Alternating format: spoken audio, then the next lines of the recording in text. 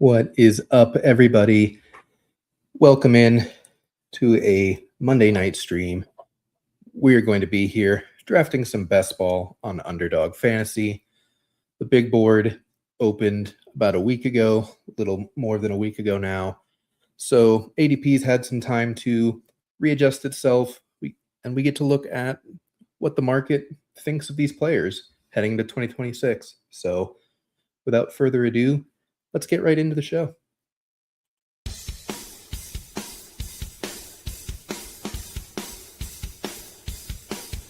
You're watching Fantasy Now Plus.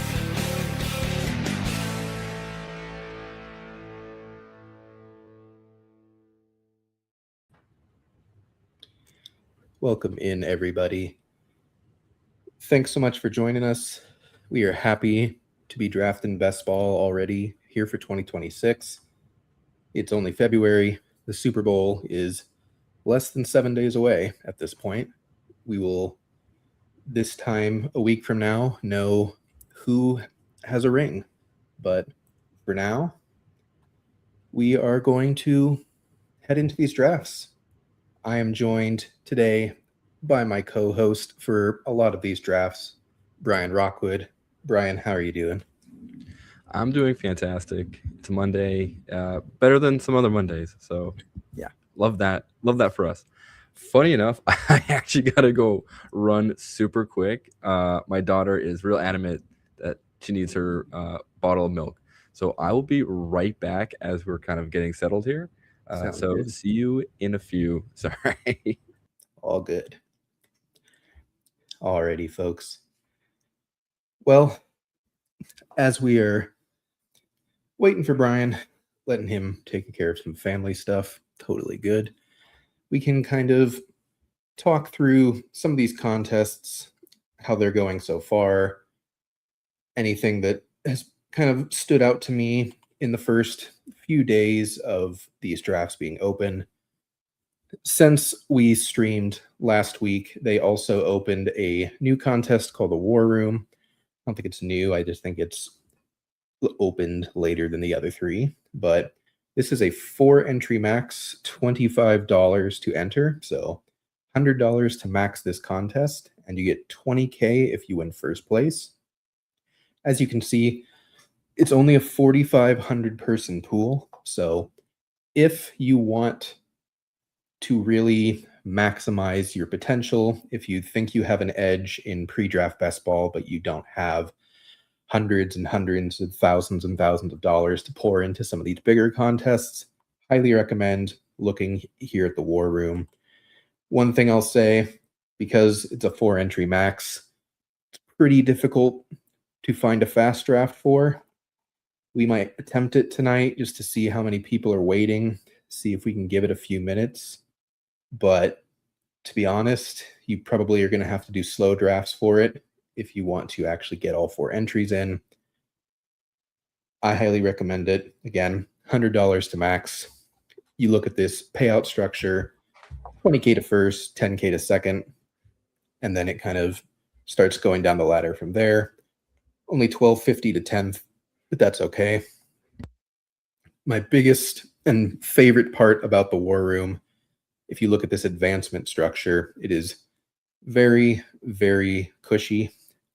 2 out of 12 to start, but then 2 out of 10, 2 out of 10. There's only 30 people in the final. So you get $100. You get your entry fees back if you make the final, which is nice on top of everything you've made for the previous rounds. So highly recommend this contest. I think it is a lot of fun. I think it is a great entry level for, smaller purse type of exposures that you want to do in best ball, but highly recommend the War Room.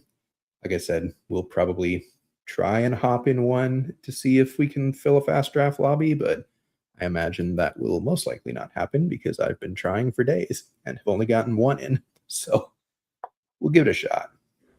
Do you think people are just scared at the price tag? It's early and I mean, I think it's honestly just a lot of people,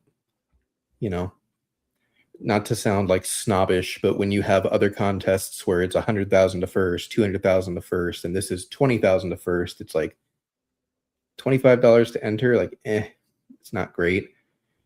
I don't think $25 is the barrier. I mean, Best Ball Mania is $25 to enter, but that's 150 max, and you get millions of dollars for first place. So I think it's mostly just like it's kind of a small time contest, and like frankly, there's not many people drafting this early that are smaller budget types of folks. Like people that are drafting this early are probably drafting from contest open to they probably were still drafting stuff well into December of last year and probably only took about a month off. So I think it's just kind of everyone will jump in when they feel like it. A lot of them, since it's a smaller time box contest, they might wait until it's a lot closer to being filled just because they want maximum amount of info, so to speak. So I don't really think there's that much of an edge. I think it's probably going to close right after the combine is done, to be honest. Like we're already quarter of the way there, and there's only 4,500 total entrants, so it's really not that many drafts. But yeah, let's try this. Let's see if lobby is full or close to full, and then there's a wait. Cross our fingers. Oh yeah, definitely not. Oh boy. A no from me, dog. Oh, hold on. That was quick. All right. We'll give it a couple minutes. We can talk through a few things and see how things go, but don't want to sit here for too long on it. But have you done any best ball drafts so far this year? Yeah, so I've done a bunch of little board drafts, and they've been interesting. Yeah. A lot of the first round feels like it's kind of dictated my whole draft, which is typically how like most drafts go. Yeah. But sometimes you can kind of read the room, pivot, and start looking at different options. The drafts so far have been interesting, mainly because I think I am out of. I'll say this: I'm not as used to drafting this early because, like you said, there isn't a lot of information. Yeah. So there's a bunch of uncertainty around those like 5, 6, 7 rounds, which I like, but everyone else drafting right now also likes that because they're kind of tuned in and plugged in to the draft like environment in the meta right now. Yep. So finding advantages has kind of led me to have some pretty suboptimal drafts.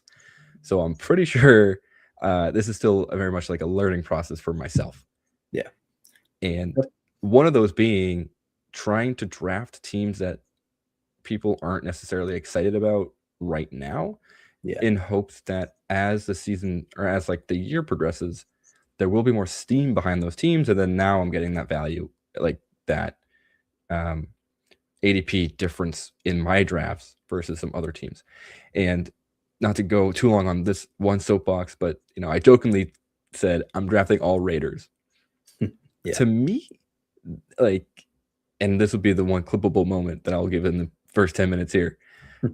There's kind of, in my mind, there's a lot to like about the Raiders' potential if you believe everything that we're hearing about it. Yeah. So if they hire Clint Kubiak, if Mendoza ends up being better than Geno, I'll just say better than Geno. It doesn't have to be a phenomenal QB. But maybe he's just like exactly. If Mendoza keeps if Mendoza keeps the ball with with the Raiders on their pass catchers and doesn't throw 3 interceptions a game, then maybe we have something going with Jack Besh and Deontay Thornton, and more importantly, Trey Tucker, who put up a 40-point game last year. He had 3 touchdowns with Geno Smith. So there's pieces here who are all super discounted. Yeah. And as the ADP sits right now, you can get Genty in the first and then Bowers in the second. Yeah. So whatever, like a super stack here with the Raiders might be stupid, but it might not. It might be a very interesting pivot. So that's my little spiel as we're waiting here on just how my drafts have gone and just where they're hopefully not gonna go. Like hopefully I don't continue to draft the Panthers and teams who have very low projected win totals. Yeah. But you never know. Definitely. Yeah, I'm very in on the Raiders with Clint Kubiak officially becoming their head coach at this point. We know the offense is going to get better. How much better, I think, like you said, rests pretty squarely on the shoulders of Mendoza, but this is not the Cam Ward situation of last season where, it was Cam Ward and dear God, what kind of team have we put around this man? Mendoza's coming into, in my opinion, a top 5 IRL running back. I think Genty is that good. Like, he rushed for 1,000 yards last year on that team. Probably the best tight end in football. If not, he's 1B. I think he's 1A, and I'm a Cardinals fan, and I still think Bowers is better. And like you said, Trey Tucker, very underrated. I think he's like a very solid Darnell Mooney-esque kind of 2. A couple exciting, relatively high draft capital second-year players now. They have, they're getting Mendoza. They're going to have a high pick in the second round that could be offensive line, could be a wide receiver, could be defense. We don't know, but I like the Raiders a lot. I'm not sure about mega stacking them, but we can definitely get into that as we hop into a little board here. I'm going to do a fast draft.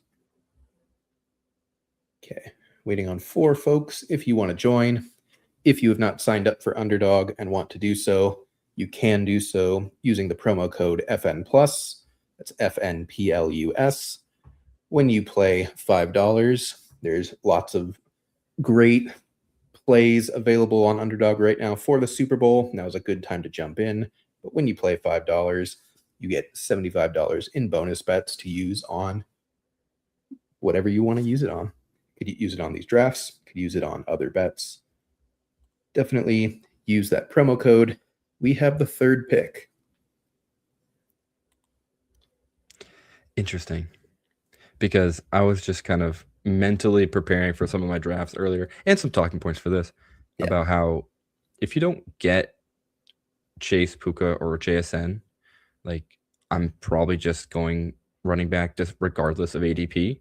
Yeah. And so now this unfortunately kind of signs us up for one of those big 3. I guess the question becomes if somehow Bijan does not go 1 or 2. That to me is still a slam dunk, just like auto click Bijan. Yep. Is there any consideration for, say, JSN? Say it's like JSN or Bijan. Is there any reason not to go Bijan? No. Okay. I have my rankings loaded in. Well, that's an interesting start. If you somehow get Bijan to us at 103. Okay. Oh, I don't know why I got excited. I really thought, okay. I'm still good. Okay. Unless you feel very strongly about one of these 2.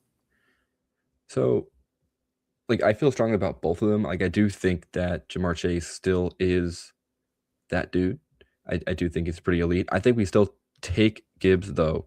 And why is because something that we talked about maybe a couple weeks ago at this point, the running back cliff is steep. And taking Gibbs here, taking maybe JT or CMC here is still pretty egregious, but the 3rd round comes fast and there's nothing there. And then you're really just gambling and you're taking shots on different committee backs that are going to be free agents, which, yeah, we've kind of talked about it ad nauseum. There's a lot to like, but there's a lot of fear there still. So taking Gibbs and then taking probably another solid running back, and it's gonna be a while, and hopefully we can get another like top, I don't know, 18-ish running back in round 2. I'll be happy with that, and then you can kind of start working back through the wide receivers. But Yeah, it is a bummer because right now, so those top 6, everything else is kind of lame. Yeah. It feels not great at this point to draft a running back. So we'll see who comes back around. Yep. Yeah. I think my biggest takeaway through a week, as you've alluded to, running back goes early and often. It feels like the 2010s again, where it's just like the first 3 rounds are just like 66% running back. And then the instant you hit the cliff, it's just like, all right, wide receivers, quarterbacks, tight ends, and a bunch of dead zone running backs. Like the dead zone is well and truly back this year, at least in these drafts so far. There's comes a point right around the 50-ish, 55-ish mark where you look at a running back and you're like, DeAndre Swift at 52? No, but thank you. And then Kyle Monangai goes in the 6th, and you're like, what? And you're like, okay, so I feel vindicated that the Swift pick was not awesome there. Yeah. So it's like there's just a lot of folks that really like running back. Man, this will be interesting to see what happens. I wish this would follow. It'd be nice. So I'm Bowers very firmly if he falls to us. Yeah. If he does not, he does not. Do you have a preference on these 3 running backs, or do you like a receiver? Definitely not these receivers. Not with how we're currently looking. Like, I want to just say Saquon because the season may have been gross that we just witnessed, but it is a little more, I'll call it, safe than Jeremiah Love, though Jeremiah Love is very exciting. Yeah. Maybe someone's scared. Maybe we'll just come back to us. But the way this lobby is going, I'm not confident. Yeah. Yep. I do have. Yeah, all right, fair enough. Yeah, I do have my personal rankings loaded up right now. It's relatively close to ADP, but not 100%, especially as we get later. Things get less interesting. I'm good with either of these 2 running backs, especially Henry if he falls. We'll see if he does fall. He does not. Boo. Yeah, I like Bucky or Josh Jacobs here. Okay. Potentially Bucky more. Yeah. I think he has a little less tread on the tires, and the Bucks like again, I know since we know a couple of these streams, we've kind of talked about the Bucks backfield and what that looks like for 2026. We don't really know, but Bucky we know for sure is on that rookie contract. He's going to be there, and he's probably going to be that starter. Yep. Sign me up for that. And just he catches passes. He had like the worst possible run out last year. Basically, the entire Buccaneers team had the worst possible run out last year outside of like their first 6 games. Everything was humming, but they were getting injured left and right. They were doing okay throughout the injuries. And then weirdly, as soon as people started coming back from injury, they just fell apart. I think it's largely because Baker got injured and then played through injury the rest of the year. And frankly, their offense goes as Baker goes. So it was definitely like not ideal how everything turned out. But I also think that, as we've talked about, both Sean Tucker and Rashad White are free agents. There's no guarantee they bring back either of them. There's no guarantee they bring back both of them. It could be one of them. It could be neither of them. We don't know. What we do know is that Bucky is the most talented by a long shot. He's the cheapest and the one that they're going to want to keep and feature. And they have a new offensive coordinator again. That could be good, could be bad. We're not sure yet. But I think really it's just about betting on the talent. I like Bucky as a talent over Josh Jacobs at this point in Jacobs' career. I think the Packers have a very boring offense. It's mostly around Jacobs, but I'm not inspired by it. I've already got perceived safety in Saquon Barkley, and safety and ceiling in Gibbs. I want to hit ceiling here with my 3rd running back, because when you're drafting 3 running backs early, you're basically saying these 3 are hitting my lineup 90% of the time, my 2 running backs and the flex every time, because you're going to have to catch up at wide receiver later. I think we can catch up at wide receiver later in this environment, but it really comes down to how are we going to be able to catch up at wide receiver without giving up anything at running back? So I think going 3 to start is strong. I'm open to a 4th depending on who's there. I have a couple very specific targets in the 4th that I like.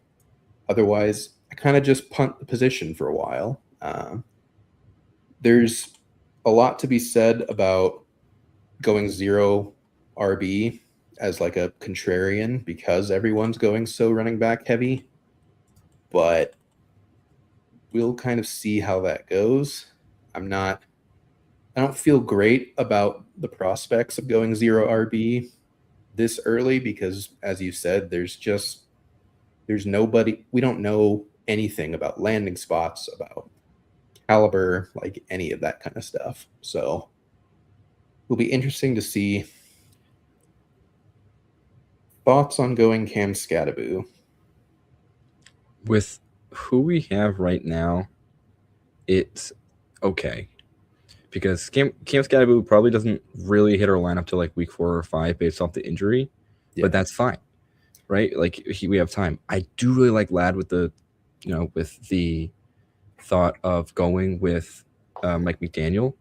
Yeah, and he was an ADP value as well. So yeah, that one's the easy swipe right. I think I don't know if you're on mobile. I think so. I think it's that's the case here. Yeah, but yeah, my thoughts on Cam Scadaboo. We know that we've got a really good sense of what he can be. We have a new coach. We have a new offense that should be more normal. It shouldn't be as unpredictable as the Giants have been in the past. But I don't know. He's great. We won't get him this time. But I think if you go triple running back to start, it's a really solid pick since he will be a value or he will be good for your lineup later in the season. Yep. Any preference on this big tier of wide receiver? We're on the goodness. Yeah. I was going to say Jordan Tyson, but it's probably just Waddle because looking at most of these people, it's going to be he is this wide receiver 1 of this bunch outside of Christian Watson. Yeah. The only question mark, of course, is Waddle's QB, but I think he's talented enough where it doesn't matter. Christian Watson is good. We like him. I think we still haven't seen him play 17 games in a row yet.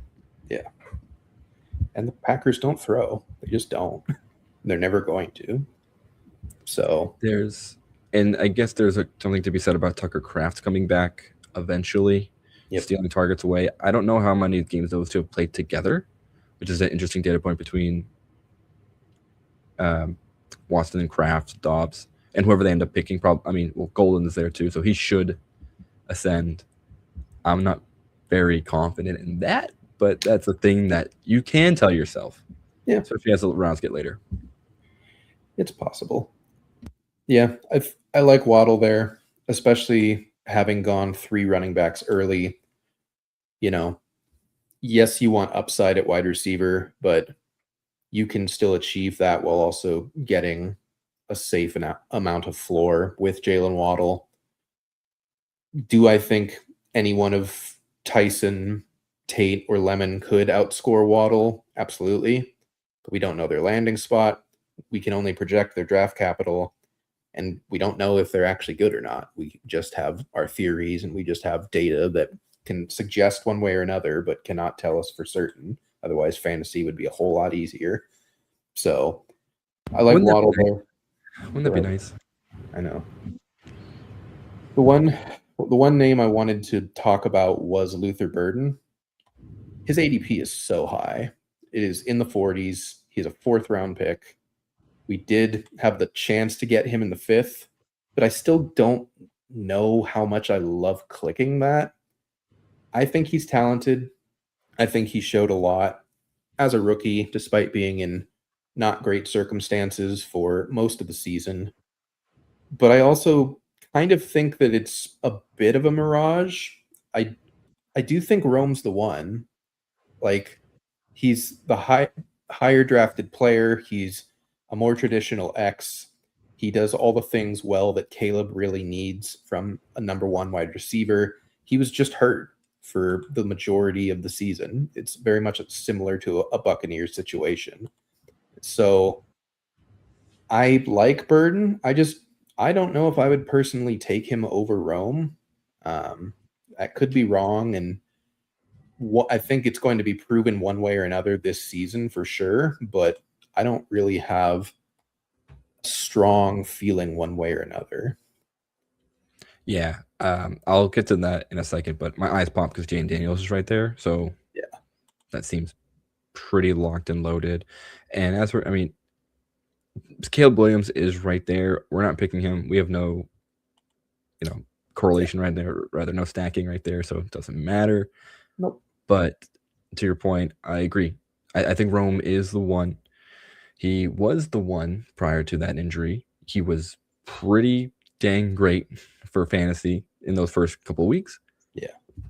When you hurt your foot and you are the number one wide receiver who's trying to run the most routes, that is a bummer. And that is really hard to come back, especially when you had at that point in the season playoff aspirations. So he was sitting as long as he could, and then you get to the playoffs quiet because he had to be. His foot wasn't completely healed yet.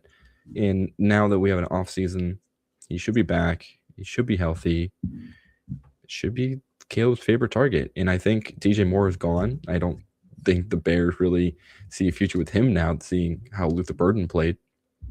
And then Colston Loveland's also great too. So yeah, it's the that pass catcher room is kind of weird, but it's exciting from a draft standpoint because there's always a good option for you to grab, and you don't necessarily need to have all of them to play with Caleb, but having one certainly helps. Darn, I really wanted Hurts there. All right, what are your thoughts on Jackson Dart as a low key Konami code quarterback? I'm fine with him. We have Herbert for the stack, but I also just think Herbert goes too high, and I would rather push him. Okay. So I'm good with Dart here. That's definitely another thing that we need to talk through.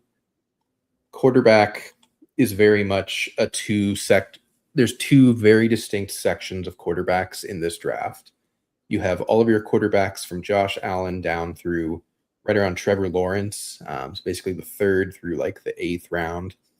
And then you just have this huge chunk of pocket passers that goes from middle of round 9 down through about rounds 14 to not even, probably 13 to 14.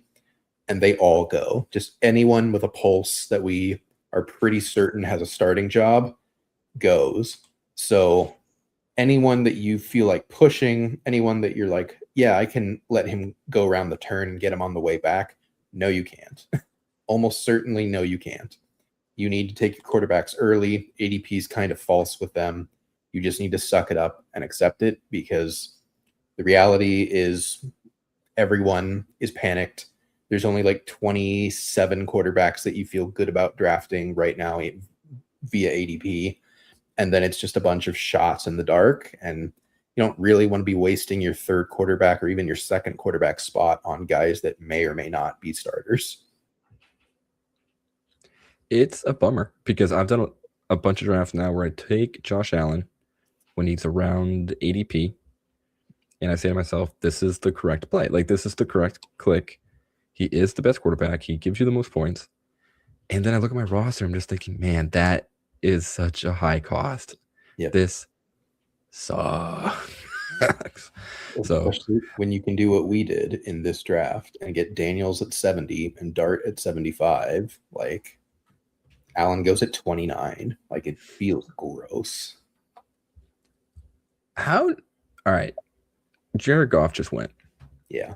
Where are you at with him as one of those top tier pocket passers? Because I didn't love him last year. Yeah. Obviously, they'll have a new offensive coordinator again. But that even feels too high as well. Especially that seems unstacked. Did they draft Amon-Ra? They have JMO. Okay.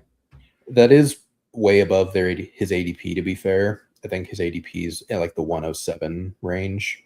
Got it. So they basically just didn't want to chance it because Amon-Ra's he'd have to get past the Amon-Ra drafter twice around Makes the sense. turn. And that, yeah, it certainly wasn't going to happen. Yeah. I don't think that's a good play, though, personally. Like, yes, stacking is important to some extent, but also like forcing a stack ahead of ADP just for the sake of a stack is not what you're supposed to be doing when you're trying to stack things. That's like the opposite. The point is getting value, having good players, and stacking them for correlation, but not going out of your way. So we could go Tucker Kraft here. We could go Michael Pittman Jr., QJ, Denzel Boston. Any preferences? I think Kraft is the best of picks here. I like Sam Laporta with I do the too. hope. Oh, right. They have Drew Petzik. I keep forgetting that. That's who they actually named the new OC. Yeah. That does make Laporta an interesting selection here. We're not going to get him because the other player just drafted Jared Goff, so they're going to probably go with him. I mean, I don't even know if he makes it to the 9 spot. Well, he went immediately. I was going to say he could. Oh. Because we Sure. are on the other side of the board, so it was only 4 people in between, but none of them have tight ends, so it makes sense that they jumped on Laporta immediately. All right, I'll say this. Go ahead. I'm not huge on Michael Pittman. Interesting. But that's very only because okay. So I love a split room. I say this because I don't know when we're getting Daniel Jones back. I don't know how real Riley Leonard is. Yeah. And then between him, Josh Downs, Tyler Warren, we don't know if Alec Pierce is coming back. So that is a weird situation. Why are you so high on him? Is it just an ADP reason? Well, first, do we want to take him if he's there, or would you prefer any of the other guys here? Because I'm open to other guys. I would just. Oh, okay. Well, so I'm kind of high on Denzel Boston. I have no idea where his landing spot's going to be. So this is a true wild card scratch ticket kind of pick here. We kind of need it. Really talented. Yeah. The other option I'll say this. The other player I was interested in there would be the tight ends. Gadsden and Kincaid are both right there. Yeah. I think Gadsden would have been more appealing if we did go Justin Herbert when we took Dart. Yeah. So I'm okay with that. I can fade that because there's a couple other tight ends way down the line that are pretty exciting. And I do think Gadsden and Kincaid both go here. Yeah. So that's fine. We can just forget about it. Yeah. We need to catch up at wide receiver for sure. Yeah. Because I think, what was it? That's our third one. Yeah, because we had QJ. I guess we can go back to the board in a second here. Or our Q, but we had QJ. Oh, Shakir, no. And then Addison. Yeah, Worthy. Meh. Like, these guys are fine. I think Jawan Jennings is grossly mispriced. But even still, like, these are like good wide receiver 4, 5, 6s. They're nothing crazy to write home about. That's kind of why I liked going the Boston route, because he could just be a really good wide receiver if he hits the right landing spot for sure. So to circle back on the Michael Pittman discussion really quick, I just trust Shane Steichen at this point. I think he's proven that if he has any viable quarterback, he gets the most out of his offense in that way. And, there's talk that the Colts could be in play for Malik Willis. Aaron Rodgers is floating around. Man, that's really early for Tyler Shuck, and I don't hate it. But anyways. I do. I wanted Shuck. I did too. I thought he would be there at 118, but apparently not. Either way, I think the Colts offense is just good. And, much like a lot of the offenses that sputtered out at the back half of last season, they were just injured. Like everything went wrong for them. So I think Pittman is the best receiver on the team. I'm not overly impressed with Tyler Warren. I think he's a good real life tight end and could become a great real life tight end, but he didn't show me anything from a fantasy perspective to make me like love him. I'd be good with Addison or Shakir here. Not my main man, Jalen Coker. I think He might probably one of come those back. players are better. Yeah, I hope he comes back.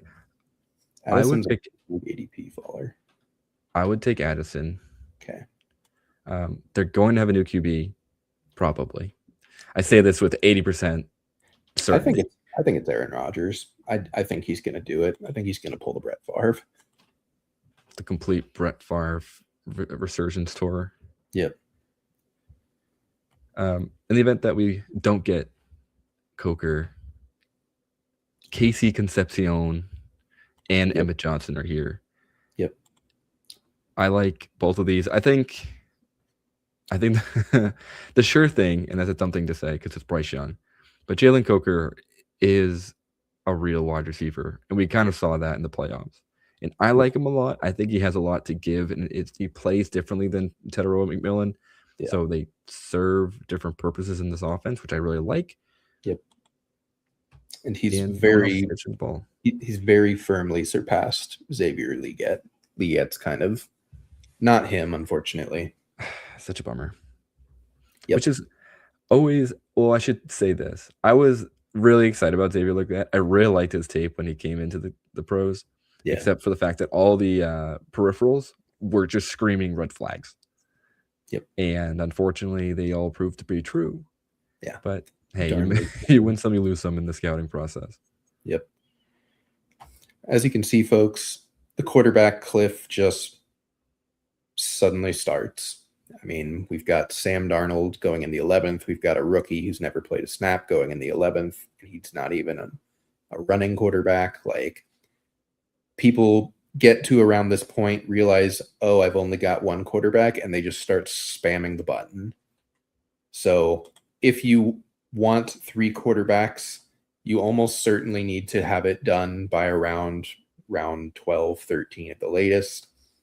I have a couple particular targets that I like at the 12, 13 spot. We'll see who falls back, if anyone. I am kind of heartened by the fact that most of the room is not panicking, although Bryce Young going might start the avalanche for sure, but we'll see. Yeah, I think there's just a lot of mispriced wide receivers down here. Basically everyone on screen right now, it's just like they should be a couple rounds higher, and like most of these running backs should be a couple rounds lower. I just don't really, like Woody Marks might not be the starter next year for Houston. They most likely attempt to replace him with someone that can actually run between the tackles. Kenneth Gainwell is no longer playing for Arthur Smith, so like, no. JCM could be replaced. Tyrone Tracy is already a backup. Jonah Coleman, don't know where he's getting drafted. Zach Charbonnet doesn't have a knee. J.K. Dobbins is probably just going to be back on the Broncos. David Montgomery's old. Like, these are classic, just dead zone, like, what are we doing here types of picks to me. Like, I don't have them super low in my ranks because I don't think you need to full fade all of them, but like, I think they are very much draft and team specific with how you've built your rosters as far as considering literally any of them, because I don't think any of them are particularly great picks compared to the wide receivers you can get here. To me, it feels like a byproduct of the early RB push, and then the concern of being, all right, I missed out on those early running backs. I have to get running backs whose name I know. Yep. Right? That they have some sort of production profile. They have some sort of previous history of success. Let's take a shot here. It's late enough in the draft. I'll just go here. Yeah. Where you could have tried and forced the issue a little earlier, or you just continue taking value at wide receiver, and then you truly punt at the position. And that's where I think I probably would have gone if I was any of those kind of like later round drafters. Let's just go. Yep. They're in the street right now. I can feel it. They're staring at our queue. Any preference? How much time I got left? Oh, I would pick just Higgins here. Like, just picking best available when I'm not really sure. It's just been my my go-to. It's boring, truly. It is a boring thing to do, just top off the ADP list. Yeah. But Jaden Higgins, at least in that regard, is someone who could be a big wide receiver taking the second step there on the second year. Yep. I was gonna say Kyler potentially. I know he just went. Yeah. But that still scares me. Oh, I love queuing up Trey Benson, and I would never get him. I think too many people are also on that same wavelength. That is, he is far too low for what he brings to the table, and that is just like screaming value. I think we just take Sadiq here. I think. Oh wait, hold on. Does Trey Benson not come back to us? Oh, I'm taking Trey Benson. Yeah. Yeah. Tight end is the position that I will fight the hardest for, of just fading once you've taken one. I think there's just a huge bunch of guys that are going to score points that sometimes go undrafted. Like, Evan Ingram doesn't have an ADP in a lot of these drafts. Like, I just don't think the Broncos are just going to outright cut him. There's like 4 Rams tight ends that are all drafted. Like, one of those is probably correct. There's multiple Seahawks tight ends that are draftable. Mike Gesicki goes undrafted. Pat Freiermuth is like an 18th round pick. I love taking him. Juwan Johnson used to be late, but every time the Tyler Shuck drafter takes him 2 rounds early, they then take Juwan Johnson 2 rounds early, which is a bummer because he would have been my favorite. But I think there's a lot of late tight ends. So when there's like a close call like that, I usually tend to go towards like Trey Benson, or if we had wanted wide receiver, I probably would have gone Dobbs. I like Sadiq a lot, but I also think I don't know if he is the kind of difference maker where I'm just like really think he should be drafted over a good position player, if that makes sense. Very quickly, George Kittle, what are we doing? He tore his Achilles 3 weeks ago. 3 weeks ago. He's not playing. He's maybe playing in December. Like, is your team going to get there? And he's probably 34 not. Now, or going to be 34. There's kind of a non-zero chance he just hangs up the cleats. It's like in the 11th. I know his name is George Kittle, but like, he's not playing. Who knows? Maybe he's already ahead of schedule, best shape in his life. Just like they always say. Good luck. But it is concerning, to say the least. Also, Sadiq is my prediction is that he is drafted by the 49ers. If that happens, then I think Kittle just sits out in the entirety of the year. And I think he just becomes a blocking tight end because he just loves playing football. But yeah. Oh, sorry. I was peeking at some at the mock draft database, and sure enough, at the 27th spot, San Francisco 49ers select Kenyon Sadiq, tight end, Oregon. There's just not a lot of teams that like need the type of tight end that Sadiq is, especially not in the first round. Most of them are very early. I would absolutely love if Malik Willis falls to us here. That would be one pick away. Sure. Got him. Smashing the button there. Done at quarterback. You have 3 Konami codes. Even if Willis somehow doesn't become a starter, doesn't matter. You still have Jaden Daniels and Jackson Dart. If he does become a starter, quarterback's done. Don't ever have to worry about it again. So I'm also peeking here on this draft. This is from Lance Zierlein from NFL.com. They have Mekhi Lemon going to the Jets, Jordan Tyson to the Cowboys, and Denzel Boston going to the Steelers. Brother, why? I like that Steelers pick because give me someone not named Calvin Austin, please. Save this offense. He's basically just DK Metcalf again, though, isn't he? Like, trades fall, doesn't separate at all. A little slower. Any preference here? Do you like Kelsey this early? Okay. I almost take like Braylon Allen. I don't know how many running backs we have. I like this because Breece Hall, in this scenario, Breece Hall's gone. Yeah. He's no longer a Jet.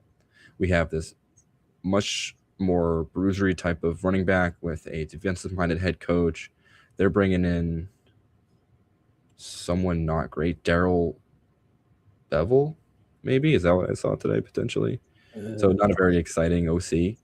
So let him be completely healed, pound the rock, establish it. Yeah. And again, just like this late, I would rather try to take a running back who has some perceived upside versus I don't know. Like Kelsey would have been fine. I apologize for kicking off at Kelsey, It's fine. but to me, I don't know. That's less exciting. It is. I mean, the only reason that I'm interested in Kelsey is that like he didn't retire the instant the season ended. So I think with how that season finished, if he was done, he would have just been like, "That was my last game. That was awful."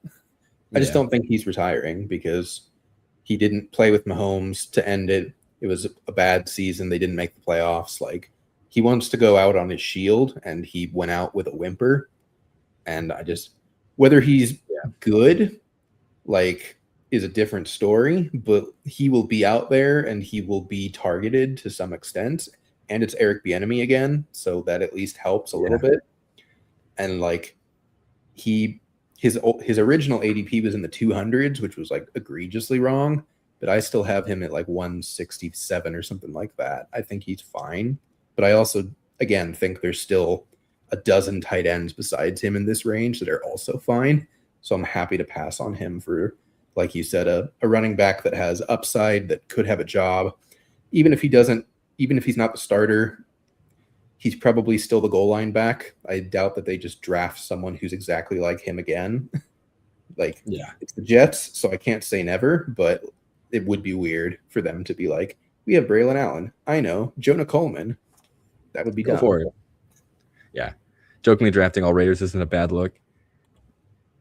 I'm just saying, look, I'm not saying let's start a movement. but I'm not saying that Trey Tucker is the steal of the 180th round or 180th pick. Did he already go? Yeah, he just went. Oh, that's right. Yeah, 180. What do we have for numbers here? 3561. Okay. I love Dylan Sampson here. I would agree. All right. Here's what I will say. Dylan Sampson, I think, is the correct play. Judkins is going to miss some time with that injury. Yeah. But Keaton Mitchell is so fascinating to me. He remains someone who I really want all the time. Yep. But honestly, with Sampson, I think we're just done at running back. Like we have Gibbs, Barkley, and Bucky. Benson could be the starter. Allen could be the starter. Sampson will be the starter-ish for a little bit. Could still have a role when Judkins comes back, especially with a new offensive mind with Munkin. So I think at running back, you've got a bunch of youth with Saquon, and you just kind of let it play how it may. Like, you know, if Keaton Mitchell falls like 20 picks past ADP, then I'm not going to say no to him. I do have a couple wide receivers I really want. Hopefully we get one of them. I also love Freiermuth, but there's a wide receiver in particular that I'm hoping is there. Yeah, I was going to say, there's a lot of guys here. Who is your highest? Trey Harris. Yeah. He's a second-round pick on an offense that we're now excited about. And we have Lad McConkey already. I will happily go with you. I think that is absolutely a solid pick here. I really like people in this.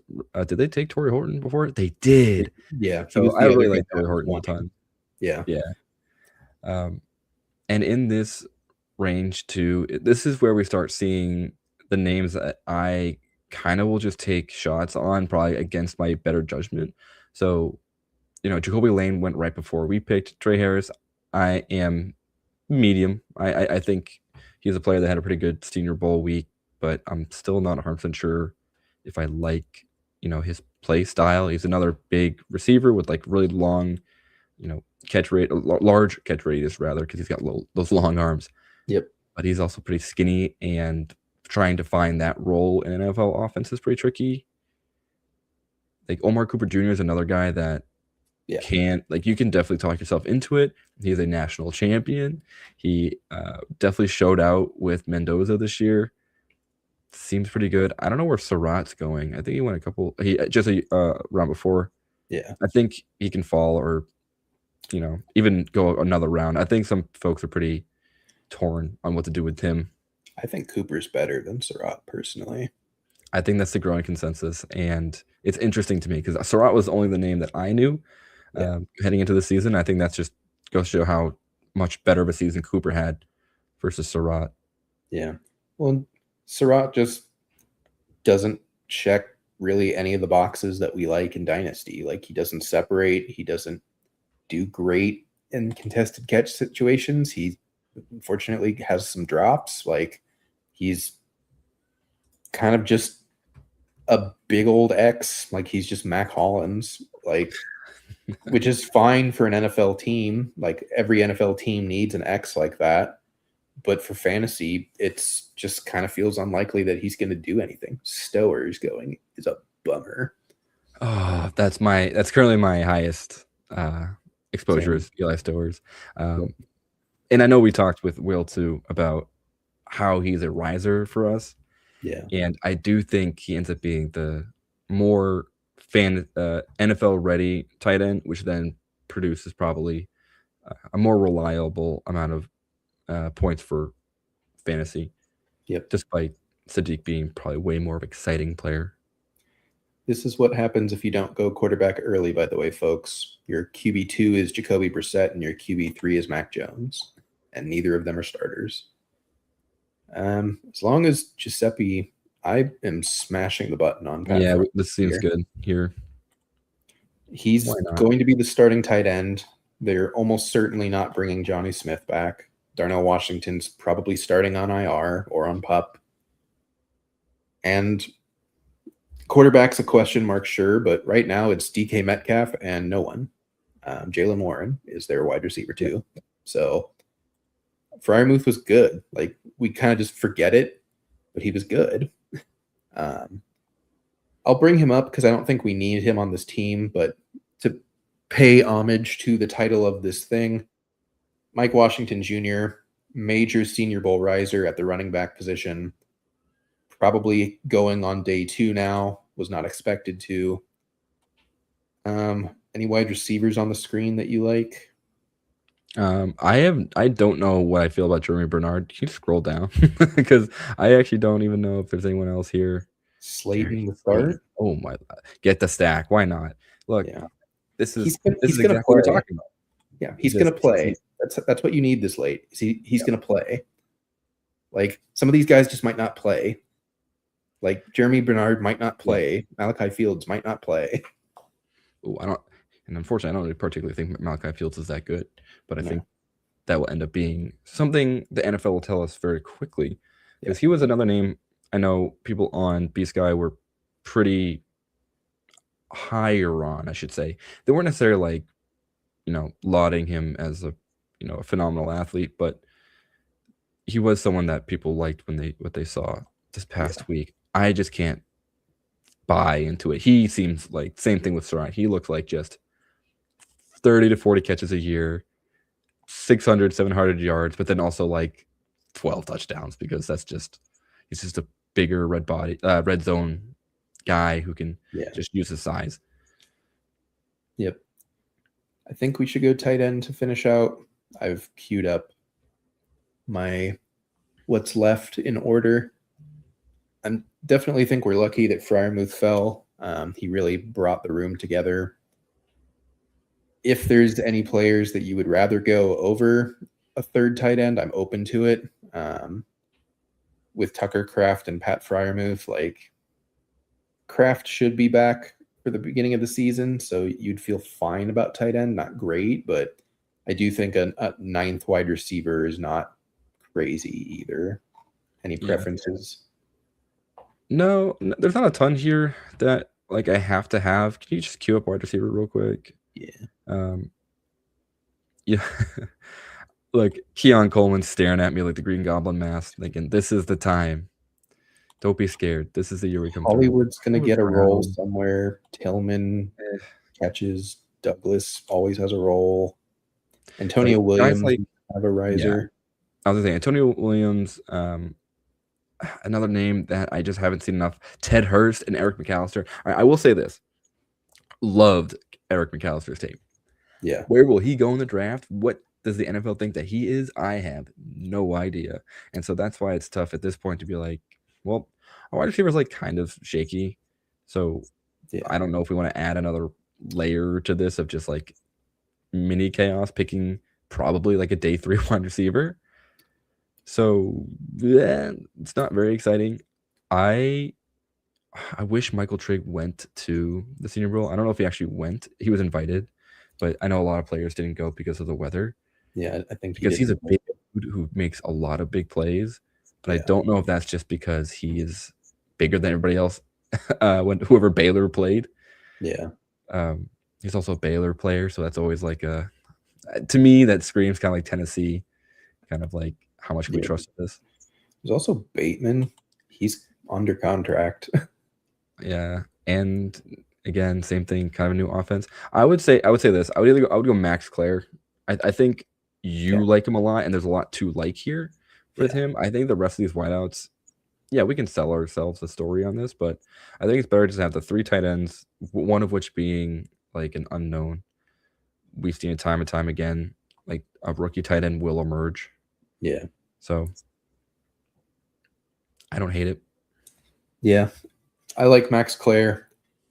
I think I am probably going to move Stowers over him just from a fantasy perspective. I think Stowers has a little bit more of what you're looking for, but I do think that pretty much everything that plagued Max Clare was really just, he played for Ohio State. Like, no one's earning targets as a tight end in that wide receiver room. Like, they're just not. I mean, you've got possibly the wide receiver one this year in Carnell Tate. You've got the definitive wide receiver one in next year's class at Ohio State. Like, there's not a lot of meat left on that bone. So I liked Claire's tape from what I saw. I don't think Ohio State really utilized the tight end as much as you would like anyways, but I think he's kind of Sam Laporta-esque to me, where it's just like he's good at everything. He's not great at anything, but being good at everything for tight end is kind of like being great because tight end has to do so much anyways. So he's intriguing to me. Obviously, draft capital is going to be a big factor for him. If he's a 4th round pick, then he's an awful selection. If he's a back end of a 2nd or very early 3rd, then he's probably a good selection. So that does it for our first draft. Recap the team. Love the quarterback room. We've got Jaden Daniels, Jackson Dart, Malik Willis. Strong running back room. Started with 3 running backs: Jahmyr Gibbs, Saquon Barkley, Bucky Irving. Tacked on Trey Benson, Braylon Allen, and Dylan Sampson to end it. Wide receiver, probably the weakest, but not necessarily weak. It's what I would say. Got Ladd McConkey, 9 picks past ADP. Jalen Waddle, Denzel Boston, Jordan Addison, 17 picks past ADP. Jalen Coker, 10 picks past ADP. Jaden Higgins, 17 picks past ADP. Trey Harris, 11 picks past ADP. And Darius Slayton. And then at tight end, again, Tucker Kraft, 11 picks past ADP. Pat Fryermuth, Max Clare. Any thoughts on this draft before we head into the next one? This is the type of roster that I would feel pretty comfortable with going through the summer. Yeah. I think the build is kind of what you want at this stage of the game. And I Yep. don't know if it changes outside of like crazy injury luck. Yeah. And what I mean by that is a strong running QB room, which we have multiple folks that can, top out on the week. And then we have a very good running back room of players who we know are great. Again, like Gibbs can, completely, go nuclear one week. And then that wide receiver room, all right, I'll say this. It doesn't look exciting. Yeah. But there are players here that can be relevant and can be top 15 guys. Like Waddle and McConkey have both done it before. Yep. We have some, uncertainty with Boston, um, and then we have a rookie that is an unknown commodity. So like, there's a lot of like fun thought, like thought processy things going on with our roster, which I really like, and I think that kind of all boils down to the fact that we started like heavy RB, and Yeah. with this next draft, I'm curious to see where we land because then I want to. I mean, for the sake of content, I'm kind of curious to see how we do with early wideout. But Yeah. I don't want to tank our draft because this can still win money. A lot of So money. I'll save the true scientific process for my own drafts, and then I'll Yeah. report back. Yeah. I think it's important to point out a few things on that team. Lad McConkey was a early second round pick at the beginning of the big board last summer. And the only thing that changed is his offense got better. There's more weapons for sure, absolutely, but we're going from a Greg Roman offense to a Mike McDaniel offense.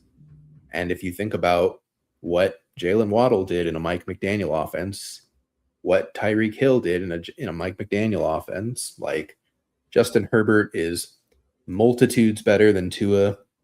Amarian Hampton is different from Devon Achane, but probably about as good, maybe a little lesser, but certainly not that much of a step down.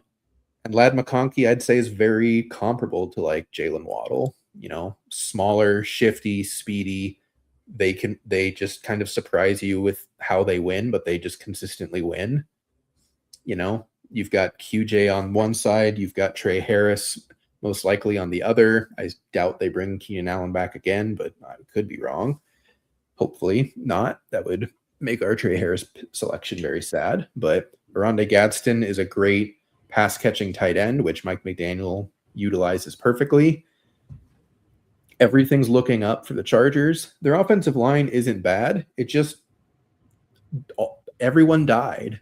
Like both just decimated, truly. Literally both of their tackles to major knee injuries. Like I think their left guard went out for the year. Like they were playing like their 7th and 8th string offensive linemen by the time the season ended. Like they got blown out in the playoffs for that reason.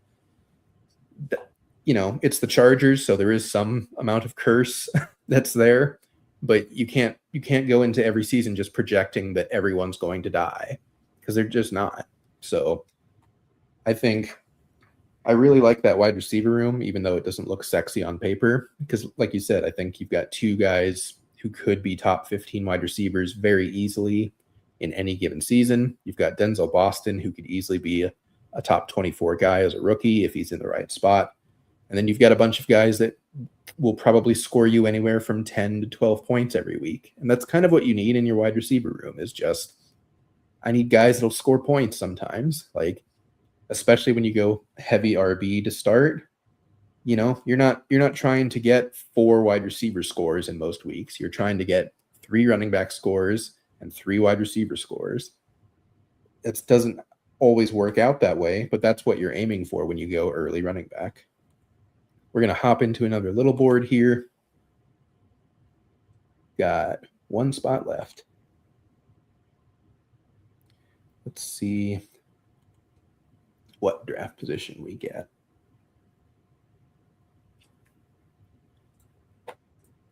If it ever fills.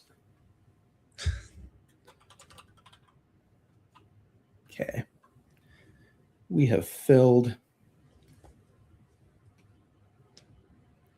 All right. We'll be getting back in the draft. Okay. Some similar names from the first time. I'll tell you who we'll wait. We'll see how it plays out. I have a very specific name in mind, and I think you have a very specific name in mind that I think we might have opened the show with. So we'll see.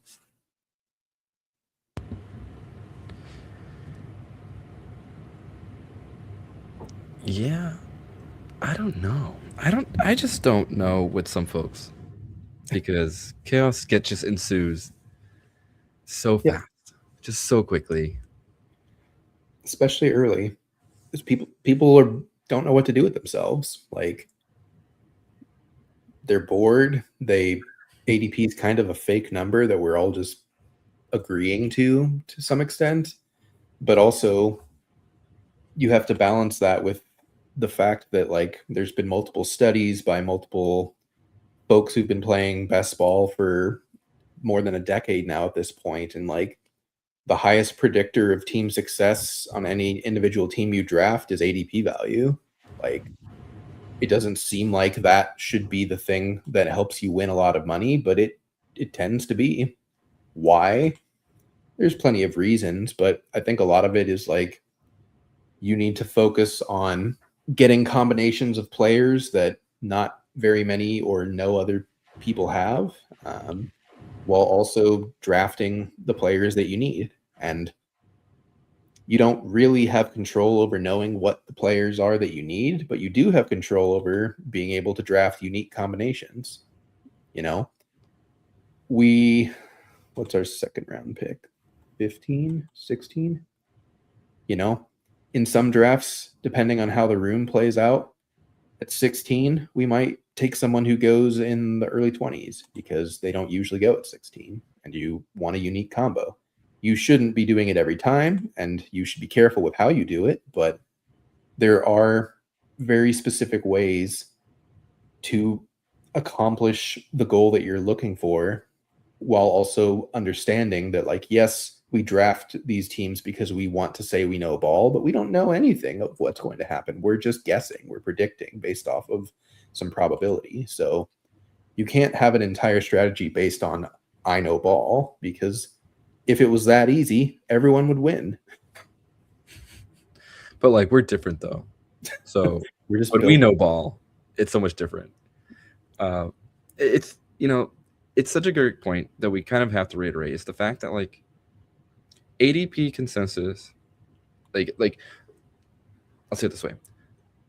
The group of people who play fantasy football are like the best people to determine who is the best for fantasy football picks. And I mean that because, we do so many drafts, right? So like we as a group, I'll wait a second here. Yeah. Oh man, I kind of want CMC. I think Amon-Ra St. Brown's like the correct play, but like I think CMC, if he remains healthy, is super great. Or just Devon H. If with the uncertainty of the coach, I think CMC is the pick here. Yeah. But yes. So what I'm trying to say is, it's consensus for a reason. And when we, as a collective group, decide, hey, I think CMC is a 10th overall, 11th overall pick, like generally that will land there, like barring something truly surprising. Yeah. And so when you get value on ADP, right? So someone falls, you're like, well, Jeremiah Love at 14. Okay, thank you. That helps London us out. Neighbors. Hampton or Bowers. I like Neighbors over London. Okay. I think just from like a player standpoint, I know Neighbors is still hurt, but I think this is still right. Yeah. If Neighbors didn't have the injury, he would be like my 109. So yeah, I'm happy to take an injury discount for him. But yeah, I think everything you're saying is right. If you were in a position where you think that ADP is wrong, you should have drafted last week. We streamed last week. When the contest opened, some of that ADP was flat out wrong because it was off of one person's random projections. They're not going to get everything right. The market very quickly corrected itself on a lot of that stuff. We had a whole video come out that talked about it. We talked about Kyle Pitts going at like pick 53. He goes in the 90s. It only took 1 week to go all the way into the 90s. Like ADP doesn't usually move that fast. It's because people said it was wrong and they were right. So if you wanted to really just, I know exactly the order that players should go, you should have drafted last week. It's kind of too late now. You still can in certain spots. I'm not saying that you have to just draft the best ADP's pick every time, because that is not guaranteed to work. But studies show, data shows, ADP value is the name of the game. ADP value is what you want to look for. And you want to target players who you think are either going to rise and have not risen yet, or are going to probably fall, and you want to avoid the players that are probably going to fall and wait for them to have fallen. So, for example, Rashi Rice, we don't think he's getting suspended again, but he might. He might. The NFL is weird. The NFL is fickle. If you think his ADP is going to fall, you shouldn't be drafting him right now. I wouldn't take him at 20 anyways. I think he's more of like a back end 24, 25 type of player. But if he's also a top 12 wide receiver when healthy and playing with Patrick Mahomes. So those things are likely to happen next season. He's at a discount somewhat because Patrick Mahomes might not start the season healthy and Rashi Rice might not play a full season because of suspension. So if you think his ADP is wrong one way or another, use that to your advantage when you draft. But I don't think you should just not draft Rashi Rice, and I don't think you should draft 100% of Rashi Rice. You just need to figure out how you want to attack every single player individually as far as how ADP works. That's why this game is so much fun. That's why it's hard to do this on the fly while streaming, because you have to keep in mind like all the different things that could happen, all the way that a room is going, the way that players are being drafted. So it's a delicate dance, but it's what makes this game so much fun, and it's why we're going to be doing tons of these streams all summer. It's just the best part about fantasy football. Doing the drafts, playing the game, seeing where the ADP lies of all these guys is just too much fun. At least in our opinions here. Yeah. Like right now, this is a very interesting discussion between like you have not queued up Josh Allen. Nope. And so I will not. So now we're staring down T. Higgins, AJ Brown, Ladd McConkey. Ken Walker here too is someone that we might sometimes pick. Yeah. I don't know. Like, this is where it gets really funky. I think our queue right here is fine. I think it stays as is. Okay. It also opens us up to that Burrow T. Higgins stack if you want to do that. Yep. But that's like kind you said, of the main reason. Like I like AJ Brown better than T. Higgins, but his situation is a lot more in flux of, is he an Eagle? Do the Eagles decide to throw the forward pass for once? I don't know. But now if Josh Allen falls to the fourth, then I'll take him. I just don't think he's going to fall to the fourth. But we literally talked about it. Like, third round quarterback, you just hate your team. And I think that's correct. Like, you get so behind. Is he going to fall? That would be insane. Oh, man. Do you? Oh my God! Wow! Yeah, I mean, now we take that's how the game works. In the third. That's why you don't take him. The falling ADP right there is exactly what we're talking about, right? Yep. I think because what is he actually projected? His ADP is what, 28? Can I see that?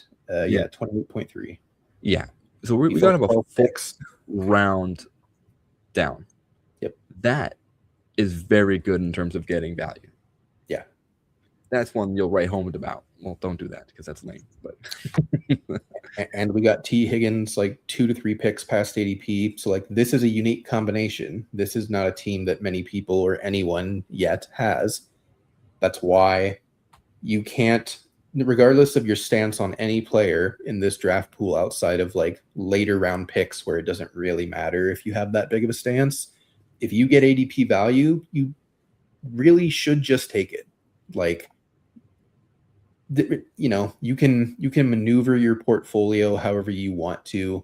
Of course, there are ways to take value while still having stances on certain guys, but the reality is that you should be trying to build teams like this where you get 3 guys in the top 36 that you feel really good about, and you get a 4th guy from the top 36 that you also feel really good about, especially when he is at pick 40 a full round late, and he's the top QB on the board and has been the QB1 for like 3 consecutive years at this point.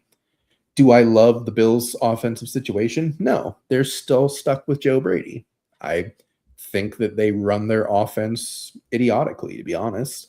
I think their GM is a moron. He got a raise somehow. That's certainly something, I guess. I don't like the Bills' offense. I'm not stacking Josh Allen unless Shakir is very cheap or Kincaid is very cheap. But even then, like, I'm not targeting them because I just don't think they score fantasy points. It's just Josh Allen is Superman. That's all that ever happens. But I'm not going to stare at him at 40 and be like, I don't like the Bills' offense this year. I'd rather go with Zay Flowers. I just wouldn't. I would rather take the ADP faller, whether I agree with it or not, and make sure that I have maximum amount of value on this team. Yeah, like everything about the Bills is, I'm totally in lockstep with you. But man, it's so dumb what Josh Allen can do with nothing around him. Yeah, nothing. Like, truly not. Like, yes, James Cook. All right, James Cook like did get the rushing title. No, he lost it to Derrick Henry, on the very last game. But James Cook had a career season, and that's it. Khalil Shakir got a bunch of money and just did nothing with it. Keon Coleman, unfortunately, is apparently a loud and out bust according to their GM and owner, which is disappointing because Coleman's still on the team for the next 2 years. Yep. And then name me another wide receiver. All right, Brandon Cooks, who joined the team in like week 13. Yeah. Like, come on, man. Definitely not him. Yeah, Jalen Waddle, welcome back. No Terry McLaurin. You're not into the 31-year-old. If we take Terry McLaurin, then I'm tempted to then take Jaden Daniels, and that's just so many high picks on quarterback. I'm open to it if you want to try that, but that is a lot of investment early in a quarterback position. I do not. Yeah, I don't want to do that mainly for that reason, and also, what's the point of having Daniels and Allen on your team? Yeah, like, do you want Rome or Waddle? For the sake of, I guess, like, newness, it'd be Rome. We did talk about Rome a lot. So we go here. Year 2 in Ben Johnson's system. I'm gonna start selling myself out, or selling myself on Rome. Like, there's a lot to like here. Caleb Williams, 3rd year. He's gonna continue to get better. That offense is just firing, I guess. No, declick that Brian Thomas. Don't you dare. Don't you dare click that name. Listen, it can't possibly get worse.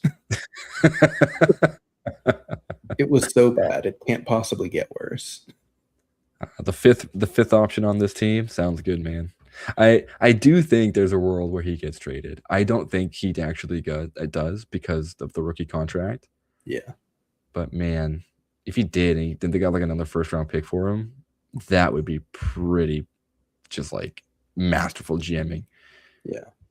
That's weird. Do you want Daniels anyways, or do you want Evans or BTJ or someone else? I would rather a wide receiver. Let's just go Mike Evans. This is the toughest part about like timing. It's like if I had another 30 seconds, I would try and think about between Marvin Harrison, Michael Wilson, trying to make my bet there with their new offensive coordinator. Yeah. There's also DK Metcalf. Like, do you believe he can be something with Mike McCarthy? It's just gross. I don't know what to do with the Cardinals. We talked about it last time. I still don't know what to do with the Cardinals. They now have Mike LaFleur as the head coach. I don't know who their offensive coordinator is yet. I don't think that's been hired. I don't know who their defensive coordinator is yet. All I know is I don't know what to do with the wide receivers. Like, I think one of their ADP is wrong, and I don't know which one. Actually, no, I think both of them are wrong because I think one of them is going to outperform that ADP by like 30 spots, and one of them is going to underperform that ADP by like 30 spots, and I don't know which one. My bet would say that Harrison will overperform it because he isn't the much more talented on paper wide receiver, but Michael Wilson's the only one that's produced in the NFL of the two. So I don't know. It's just the worst, right? Like there's some, question mark rooms that are exciting because you're thinking, all right, like we know this offense is good. Like I would say this was about the Buffalo Bills, like pass catchers last year. Josh Allen is great. Like this offense has to throw to somebody, right? And like, if we find that person, they're going to be great. The answer ended up being nobody, kind of Dalton Kincaid. And my worry is the Cardinals are going to be that. Immediately, Wilson and Marv went right after Mike Evans. So that's kind of where the gang is at here. That's where the pod's at. They believed in the Cardinals. They just didn't know which one. And both drafters said, all right, I think the other person's an idiot. Yeah. Yeah, so it really is just, can you believe it? Like, can you believe that Wilson is the guy who we thought he was? Do we believe Marv is still that fifth overall player that he was drafted? He was right, fifth? No, 4. Yeah, Neighbors was 5th. Yeah, that's right. Anyway, yeah, Cardinals, I'm sorry. At least you have a fun new head coach, but what does that mean for fantasy? We won't know till August. Yep. I do think that Mike Evans signaled the end of a major tier break for me personally. I think literally all of these receivers that have gone after are huge question marks. They could pay off. They could flame out spectacularly. I don't think Mike Evans does. When he plays, he's good. He just didn't play last year. I know he's older. Yeah. But he's good. Yeah, I mean, I like Mike Evans a lot. He's probably a Hall of Famer. I mean, definitely is. Definitely is. I meant to say probably first ballot, but probably not. And that's a whole can of worms to get into about Bill Belichick and whatnot. But like, Parker Washington, Ricky Pearsall, those are 2 names I do like. The problem is just like, are they good? We've seen it in small bursts with both of them.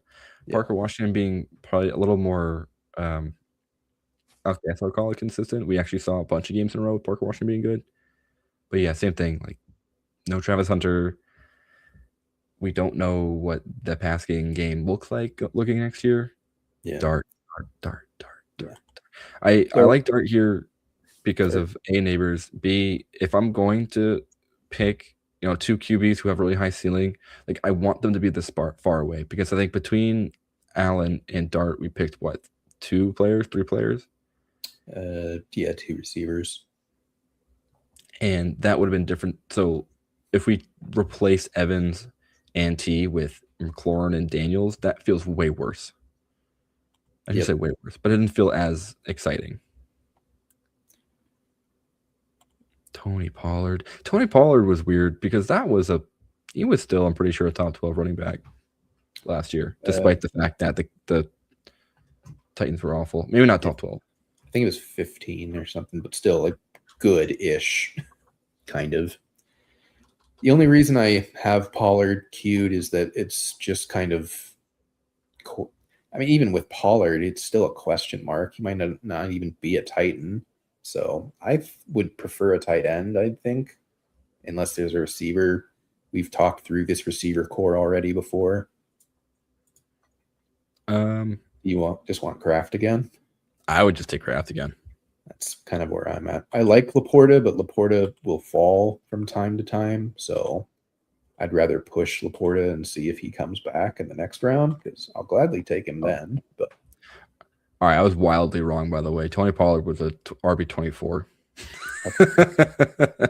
But I mean, like, with how bad that offense was, that's still kind of impressive. Like, I think he scored like 2 touchdowns. He had, let's see, I'm staring at it. Tony Pollard scored no touchdowns. No receiving touchdowns. He scored 5 rushing touchdowns. Yeah, like, did nothing. He had no opportunity for anything, and he still was an RB2, which is where you drafted him. So, like, he wasn't disappointing. He just didn't do anything beyond what you expected. He didn't feel great to roster, but he did, like, eclipse 1,000 yards. Yeah. And 200 yards receiving. Like, Yeah, he was totally not fine with bad. baseball. Then I'm staring at Kenny Gainwell, who ran for 500 yards. But he had, Yeah, he had 73 catches, which is like, this is a half PPR scoring. So obviously Yeah. that gets a big bonus. I don't feel that bad about Gainwell because no one drafted him. Like, I think Yeah. he was in like 15 total Best Ball Mania teams because no one was drafting the perceived RB3 of the Steelers. He just ended up being the RB1 for reasons, named Aaron Rodgers and Arthur Smith. Yeah. He was, well, fourth amongst all running backs on receptions. Just insane stuff. And now he's a You know free how many agent. I have no idea what to do with him. Do you know how many catches Christian McCaffrey had? 108? Pretty dang close, 102. Yeah. I think What? if he was just a receiver, he would have been the wide receiver 4, if I remember correctly. He had more catches than Chris Olave. Yeah, he had more catches than almost anyone. Very cool, Christian McCaffrey, and that's why we take him in the first round. Yeah, even if he this is the thing I sold myself on Terry McLaurin last year. So like Terry McLaurin had like career highs in catches and touchdowns. Yeah, like my thought was, all right, even if he like regresses to a little bit towards the mean, like that's still good. Like that I'm still gonna be like sad about it. Like with Christian McCaffrey, say Christian McCaffrey only catches 70 passes. That's still higher than the majority of running backs, and still, that'd be right. As of last year, that would have been wide receiver 23 in catches and receptions. Yeah, like that is just an absurd cheat code at the position. We're possibly lining up for either a double Bills or double Giants or both stack here on this turn if we want it, depending on what falls to us. I like Kincaid the most, which makes me feel like we would probably want to go Kincaid Shakir. But never mind. I just don't like Shakir at all. So wide receiver 5, I think he's fine. Like, all right, that's fair. Yeah, let's go Kincaid. Because honestly, yeah, I could be done at quarterback and tight end on this team and feel totally fine with that. Just 2 and 2. Allen, Dart, Kraft, Kincaid. Just be done with it. Like, I'm very curious to see how that plays out because I think that is fine. Those are just elite players. Yeah. I shouldn't say elite yet for Jackson Dart, but you get what I mean. And we have to really make up running back late. We still only have CMC on this team right now, which is fine. That's how we wanted to build it. But if everyone, would you go Coleman over these 3 receivers if presented the opportunity, or do you want a receiver more? I would want Juwan Jennings a little more. Okay. I think Jennings is that wide receiver 1. So at least that helps us with our, start 3 wide receivers. Yeah. Yeah. I don't know if I want Wandale for this team, actually. On the off chance he does go back to the Giants, I don't know if I want a double stack with Dart. I mean, I wouldn't hate it, I guess. If I'm double stacking Dart, I think we're getting Theo Johnson at the end. Yeah. I think we're for sure done at quarterback. If they both have the same bye week, then whatever. But a third tight end is certainly still possible. He's not someone I'm caping for.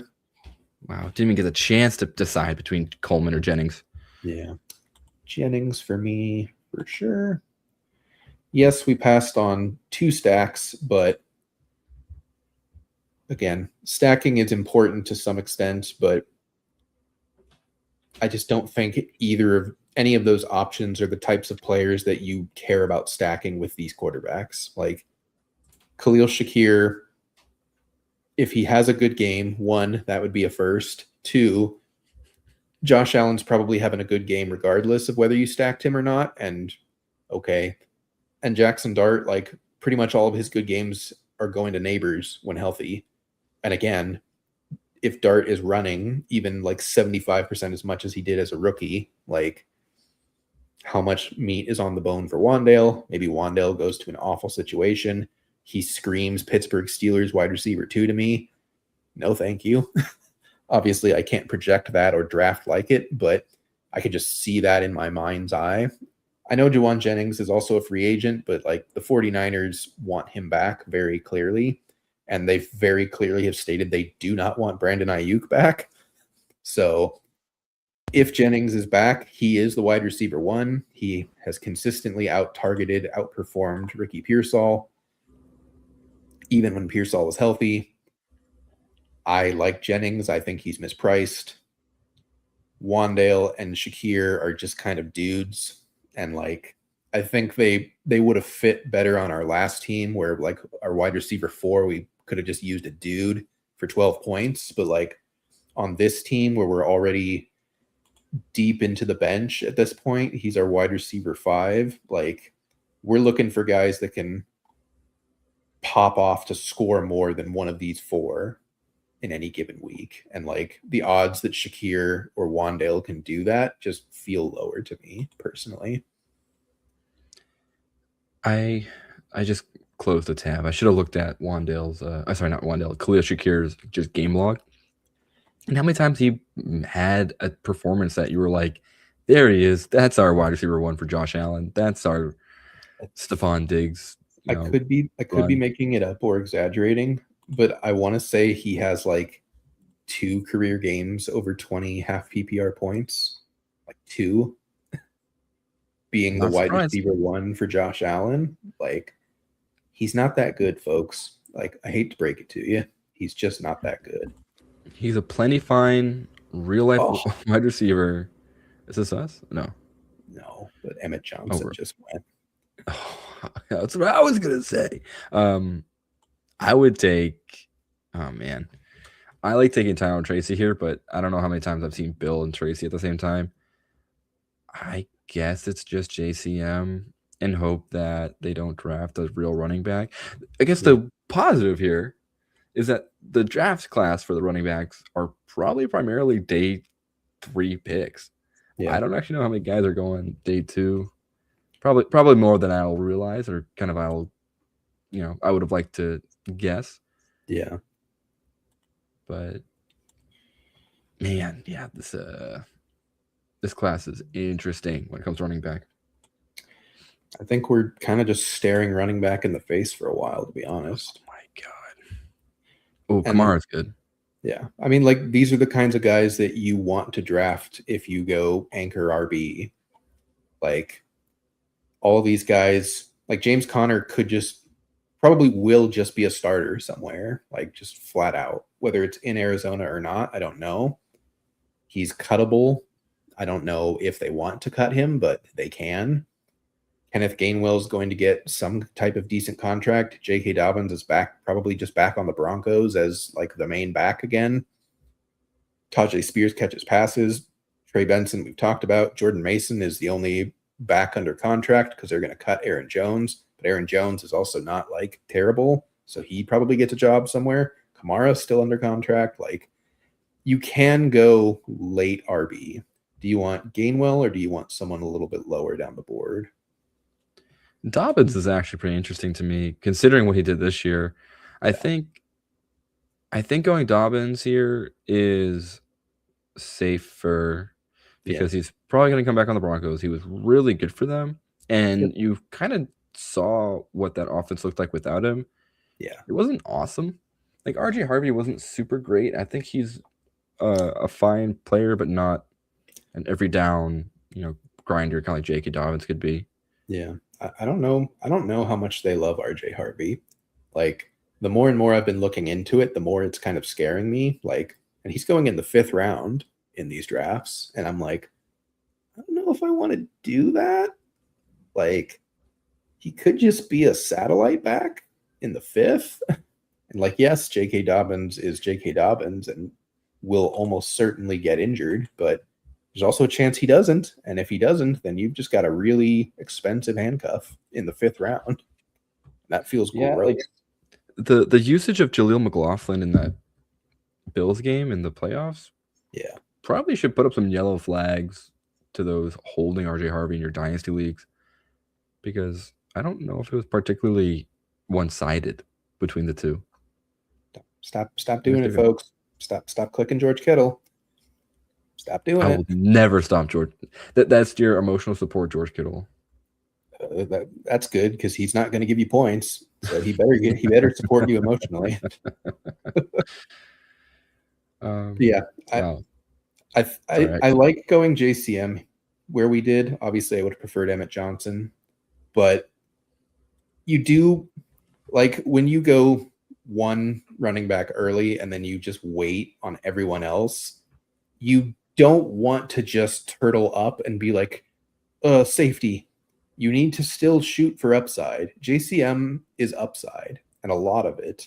If they don't add to the room, or if they add someone who's not as good, the thing about JCM that I think a lot of it, Joe Mixon just went in the 13th. Okay, then. Well, they have Ayuk and Joe Mixon. Goodness gracious. This is the play the hits from last 2 seasons ago. The thing that people are kind of forgetting about JCM is he had, I want to say 4 weeks over 20 points. Every single player on the Commanders offense was injured. Like every single one. They had nothing. It just completely fell apart around them. And he was fine. He had good games. He wasn't great, but it wasn't a good environment. He's not going to succeed on a team that doesn't score points because they were playing Marcus Mariota all year. Like, he's talented. He showed it in flashes. He scored a lot of fantasy points. Whether they commit to him is a different story, and they might not, but I don't think he's a bad pick, and I think he's a talented player. So hear me out and be done at tight end. All right. I accept your proposal here. Alrighty. I like all 4 of these running backs still. One of them hopefully will be back on the turn. Well, he went. So preference on any of these 4? Spears is Charbonnet scares me. Vidal is interesting, but I think it's Spears or Mason, and I think it's just Spears. I don't know. It's really tough too because we have Dable now over in Tennessee, and what does that mean for that running back room? Who knows? I mean, it's probably a more eccentric offense than whatever Mike McCoy had. Yeah. I mean, when Daboll had Tracy and Scadaboo, I think he was trying to utilize both of them, and Tracy just kind of sucked, honestly, and Scadaboo just really didn't. But if it's Spears and, pick your plotting 2-down running back here, like I think he would use them a lot more traditionally. Of Spears is going to catch passes. Cam Ward threw to Spears a pretty decent amount last year, if I remember correctly. I can't pull up his stats from here, but he had a solid year. It's just the Titans sucked on offense. So again, when you are on an offense that doesn't score touchdowns, you don't score fantasy points. Yeah, he had 45 catches for 200 yards. That screams to me like there's nothing he could do once he had the ball. Yeah. There just wasn't a lot going on. A lot of probably behind the line stuff, just as check downs, and nothing you can do about that. I like Vidal here. Who else is on the running backs? That's the first running back available. Okay, Dylan Sampson. Well, what I like about this, so we're going to just stay with Vidal because I think much like we've seen in the past with McDaniel, I don't think Hampton is H-N level. Like, you have to keep him on every single play. Vidal has proven to be a plenty fine, normal running back. Yep. I think they'll probably get usage between the two of them. Yeah, what I want to say and what I add is this is a Mike Washington angle, by the way. Yeah, definitely hoping he's there. I don't know how early to pick him. I would love to pick him at 17. I'd be nervous he doesn't get there. So maybe at the 16-4. is he even getting drafted? Yes. Is my question. Did he get drafted in the last round? Yeah. Our last. He got drafted in like the 17th or 18th in the last draft. Okay. Him and Adam Randall are very much people are wildly in on. Okay. I am not in on Adam Randall. I don't. Been talking to some folks on Blue Sky who were at the Senior Bowl, got to watch him in person. They were not impressed by him nearly as much as some other folks were. I'm not really sure why he's being touted. He's basically a converted wide receiver who plays running back, but he can't run routes or catch passes, which that's weird to me. Yeah, how did that happen? Yeah, doesn't really make sense considering that he was supposed to be good at specifically that. But I don't even know if he'll be a Tyrone Tracy level player. I don't even know if he'll be a Brashard Smith level player, to be honest with you. We're scraping the bottom of the barrel in this running back class for someone to be interested in. That's pretty much where I landed. It's a lot of, hey, we can look at this fun name. That this guy can be something. Yeah. And realistically, that's not quite the case. It's just a lot of guys who are fine. They'll just be, RB 2, 3s everywhere they go. No one's really going to stand out outside of Jeremiah Love and potentially a few of the guys that we've talked about, like Jonah Coleman, Emmett Johnson. They at least have a shot. Kaytron Allen has a shot. Yeah, but I don't know if I love this Adam Randall fella. He's 6'2" apparently, and that's kind of exciting because that means he could just be. I mean, he probably ends up just being Phil Maffa again, just like a big dude who kind of plods. But we get Samson back, so all right, that feels good. Oh, okay. What about where are you at, Jonathan Brooks? I think he's a fine click. You shouldn't be expecting much, but everyone down here, you shouldn't really be expecting much. As soon as Samson is gone, the tier is done for me, and every other running back is just like a pure coin flip on, does he make the team? Does he play a snap? Does he touch the ball? Does he matter? We like Keaton Missile, but the Ravens don't like playing him over Justice Hill. Brian Robinson, who knows where he is? Should we just reach for Mike Washington here? There he is. This is what we're talking about. Here we're at. This is what we're saying. We're just take the reach. We're now gambling. Yeah. His ADP will continue to rise throughout the season. Yep. And so now we're just trying to beat the market to Mike Washington, who will be a 5th round draft pick to a team who doesn't need him. Thankfully, Adam Randall, I have no faith in. Mike Washington, I have lots of faith in. I do think he's very firmly a day 2 pick now. I think he impressed a lot of scouts at the Senior Bowl. I think he was good at everything that he was asked to do. Senior Bowl and running backs is not a great mix because they don't ever tackle besides the actual game itself. So you can really only kind of just judge athleticism for the most part in Senior Bowl practices. But he was good in pass protection. He caught the ball. He is a good runner. He has solid college tape. I would say maybe even good college tape. I'm in on him. I think he could just be a dude, but he could just be Brian Robinson, but that's fine.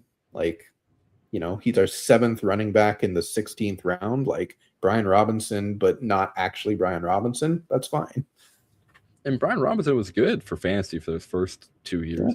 Yeah. If he gets the opportunity, he's scored some points. Not a ton, but some. He scored. Well, he had a high hurdle getting over Antonio Gibson in his rookie year. So you know how that goes. Yeah. And getting shot. And getting literally shot. Yeah. I think where my head is at is 1 more running back and 3 more wide receivers because we still only have 5 wide receivers, but they're all early. So I still feel totally fine with the wide receiver room. We need some bodies. I'm open to no more running backs and we do a tight end instead of a running back, but we can kind of just play it based on the names that pop up, I think. Yeah, I think right now we're in a very fun part of the draft where it's just we're balanced on the two major positions. So now it's kind of just what player do we think is going to rule this year? Like who's truly the late round shot that you think is just going to like surprise us come, even in like July when we start hearing people running with the ones and stuff like that. Yep.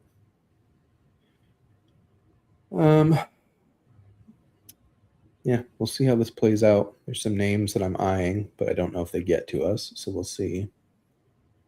There goes one of them. Let's see. Colby Parkinson's interesting. I don't really know if I want to buy into that just yet. Yeah. I'm also open to Keaton Mitchell as our last running back and going wildly unbalanced at the running back position. I think we both have got again. Stop taking Torrey Horton. Stop listening to us. There's also Eli Stowers down here. I mean, so that'd be our fourth tight end, right? No, our third. We only have two. Okay. Because I thought we took Juwan Johnson too, right? No, he got sniped. Oh, that's right. That's right. By the same guy that sniped us on Horton. Well, thanks for tuning in, guy. Yeah. Please stop. Appreciate you. Make sure you hit the subscribe button down below. Yeah. But wide receivers kind of just random at this point. Like it's just kind of navigating a field of like, who do you think makes a roster and plays? But that's fine. Like we're just looking for all of these guys to score 1 week out of the season, really, because you're hoping for this 5 to be the 5. Do you want Omar Cooper Jr.? I do want to take a rookie here. I would take Omar Cooper Jr. definitely over Brazel, which feels bad because Brazel has a pretty exciting profile. He does, but he could also be like a late 3rd pick, and I don't think Cooper falls that far. And just like I don't know how much Brazel will rise in ADP comparatively. I know Cooper's going to rise the instant the combine happens because he's going to test well. Yeah, they're going to have your 6 anonymous GMs who are like, oh yeah, he's a day 2 pick for sure, and then everyone's going to be like, I know, 12th round, because that's what best ball. That's what the best ball community does, is they smell a rookie. The rookie has any steam, and they're like, I'm smashing the button. Yep. It's usually wrong when they do that, but it's not always wrong. So you want to be taking these guys now while you can, especially when you believe in it. We've taken 3 straight rookies. I think that's a good idea with the team that we've built. We had no rookies up to this point. It's a good mix of veteran, young, talented. I think every position has its strengths. Like, I know running back looks kind of gross on paper, but I don't think it actually is when you look at it.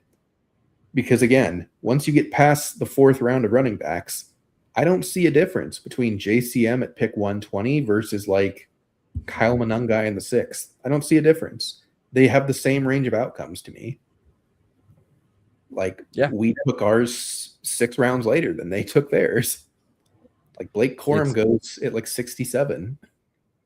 It's the battle every year with these backup running backs who are, players who you sell yourself the story saying, if Swift goes down, I have like a bona fide RB1, right? Like, if this person goes down, like this guy is gonna crush. And 9 times out of 10 that doesn't happen because coaches like their running back ones. DeAndre Swift's good. My 9 guy is good, but he's exactly where he's supposed to be. He if he was a better running back, he would not have gone in the 6th round, right? So it's just waiting on that same player, I think, is an excellent point. Also, oh man, like Rico Dowdle, what do you do? Chuba Hubbard, like, what are we doing? Guys may not be starters.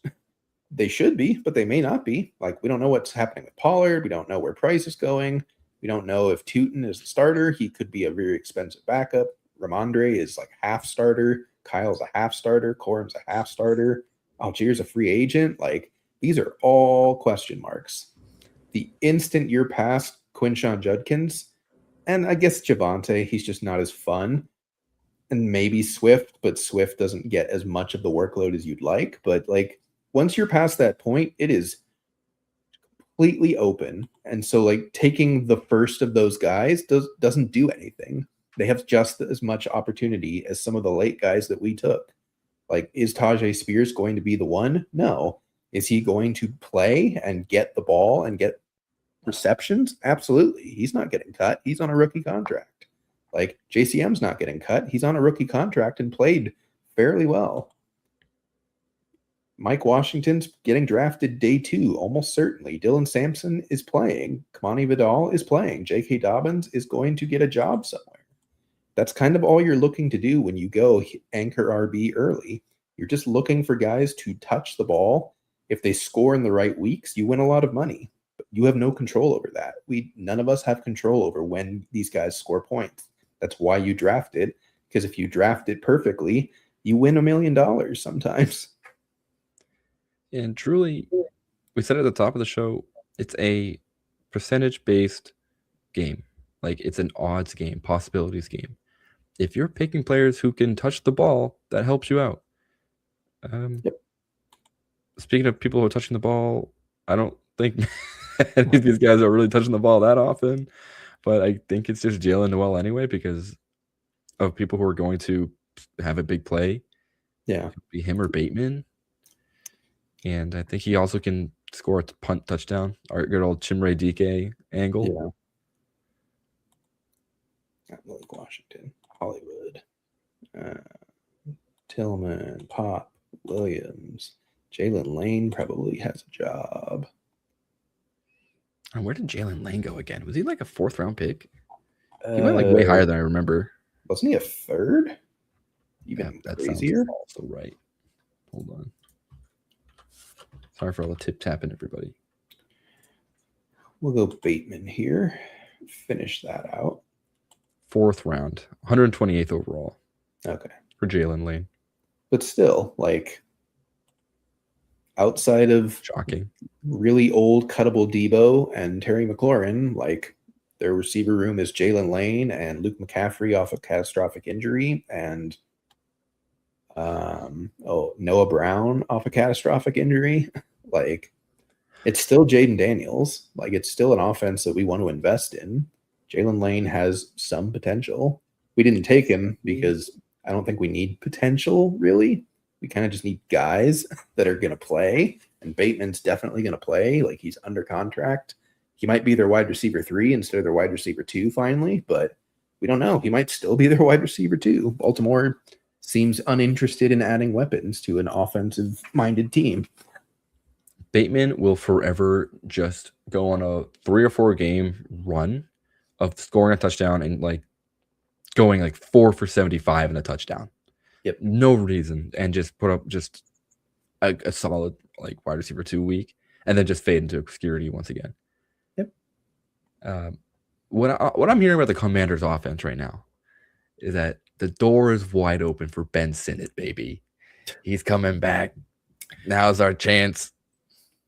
I unfortunately do not think he is the Senate. Please, but taxi squads. I need something. I won't say he's dead. Tight ends break out year 3 all the time.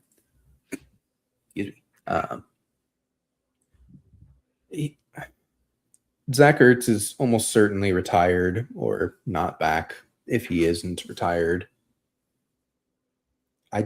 He didn't do anything when he had the opportunity. But the caveat I'll say is that I don't think Jaden Daniels played any of those games either. And the Commanders were decimated. So, like, I'm not going to say he's for sure donezo, but he's someone that I'm not drafting until the NFL draft and free agency are over, because they could easily just be like, Dallas Goedert, here's money.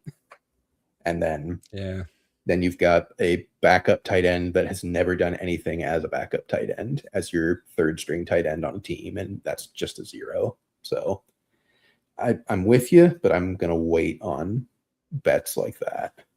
That's okay. My last little point I want to make is Zach Ertz is a little good luck Chuck. He left the Eagles, and guess what? Dallas Goedert emerges. He left the Cardinals. Hello, Trey McBride. Yeah. Zach Ertz leaves the Commanders.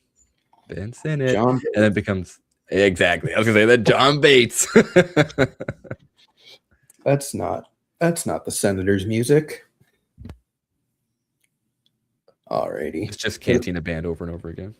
Yep. God. What do we think? You in for another one, or are we gonna call it a night here? That one's gonna be it for me. I'm gonna have to call this one a night. That works for me as well. Folks, we appreciate you tuning in.